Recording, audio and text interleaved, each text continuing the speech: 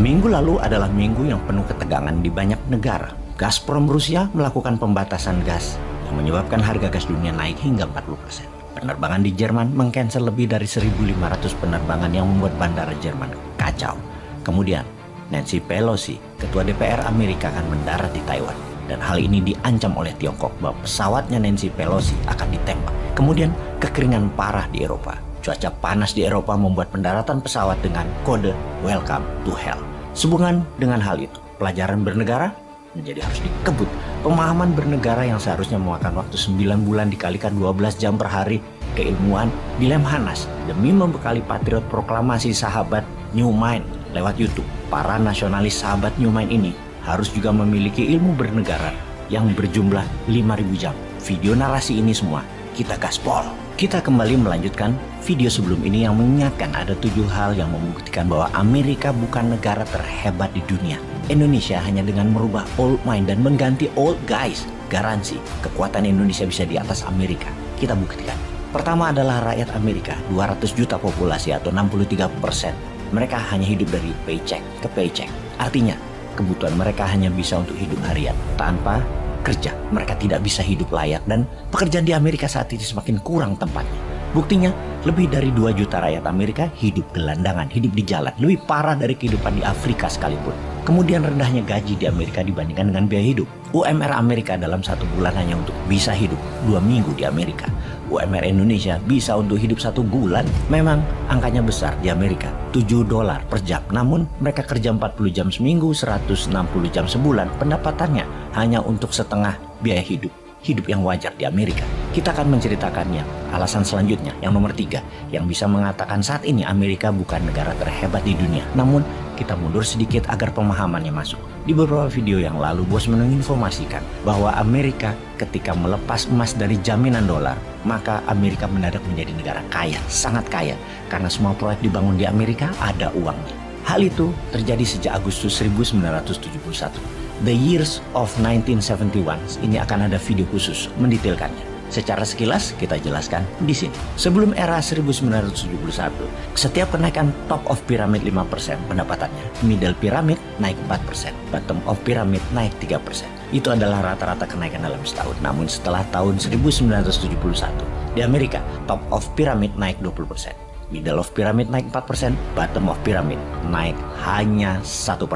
Jadi bottom of pyramid sampai kapanpun akan selalu miskin karena pendapatan mereka di bawah kenaikan inflasi. Dan itu terus membesar jarak antara top of pyramid atau top 3% population dengan middle population yang 17% dan yang 80% kelaparan di bawah. Di Amerika bahkan top 1% itu memiliki 90% American wealth. Top 1% Amerika itu adalah globalis cabal, para oligark, dan politician. Globalis cabal adalah oligark level dunia, seperti Big Pharma, perusahaan obat-obatan, perusahaan pangan, perusahaan energi, perusahaan digital informasi, dan lain sebagainya. Yang mereka bisa menyetir banyak negara, banyak pemerintahan dunia dengan tentaranya negara Amerika. Mengapa Amerika menjadi negara kaya sejak tahun 1971? Karena negara lain harus menggunakan dolar Amerika sebagai devisa negaranya. Harus menggunakan dolar sebagai alat transaksinya yang terpercaya. Dan satu-satunya dolar itu. Juga dolar itu pertama dicetak di Amerika untuk proyek di Amerika. Yang menerima adalah para globalis cabal yang kemudian uang tadi keluar dari Amerika dipinjamkan negara lain di seluruh dunia. Instrumennya World Bank dan IMF. Negara yang berhutang tujuannya cuma satu, supaya mereka terjerat hutang selamanya dan menjadi taat, taklid, dan takluk dengan Amerika. Kita ke alasan berikutnya. Mengapa Amerika bukan negara terhebat? Karena rakyat Amerika 80% memiliki hutang pribadi yang sangat besar. Mereka adalah rakyat yang menggunakan uang yang belum mereka miliki dengan kredit card instrumennya. Kepemilikan kredit card dan juga housing mortgage atau pinjaman rumah semua dipermudah.